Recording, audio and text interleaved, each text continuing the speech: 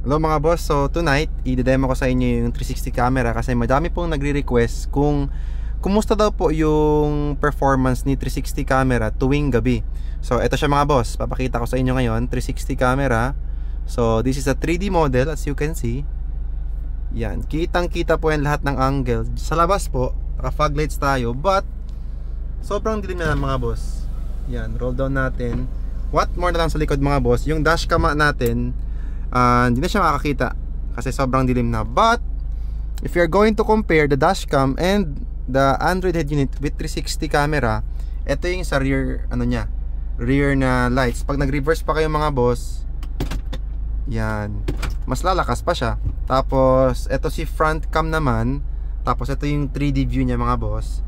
Yung kanina, yung umiikot, ito si 3D view niya. Pwede nyo i-zoom out, zoom in. Ayan, tapos mga boss, recording po yung 4 cameras na yan. Tapos ito si rear cam.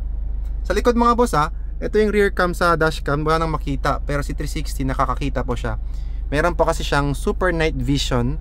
Kaya po yun ang advantage sa kanya. Hindi na pa kailangan mag-roll down ng window or bumaba or magpa-guide sa mga kasama nyo. Yan po yung sa likod mga boss. Madilim na yan mga boss, madilim na. Yan. Tapos naka minimum brightness tayo dito sa head unit. Yan.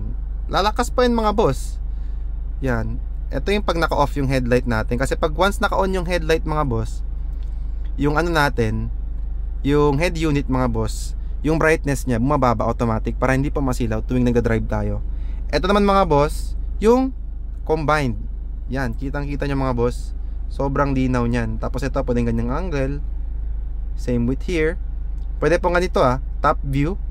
Ganyan, para pag may blind spot, let's say po may aso or pusa na hindi na makikita. Yan. Sobrang solid yan mga boss. 360 view. Tapos mga boss, recording siya. Meron siyang mga iba't ibang klaseng settings dito na pwede nating i-modify. Pero sa ibang video na yun mga boss. Ito muna for 360 quick demo lang. Tapos ito mga boss, recording niya. 4 cameras, yan. We have here the time, the speed, the location. Yan, sobrang solid mga boss. As in, wala akong masabi kasi kitang-kita ko lahat ng angle. So if you're a new driver, very helpful. Although sa mga older drivers, hindi naman tayo tumitingin ng 360 masyado, pero it's still gonna be useful mga boss pag nag-backing tayo kapag madilim. Tsaka mga boss, para na rin siyang dashcam kasi nagre-record po siya ng 4 na cameras simultaneously.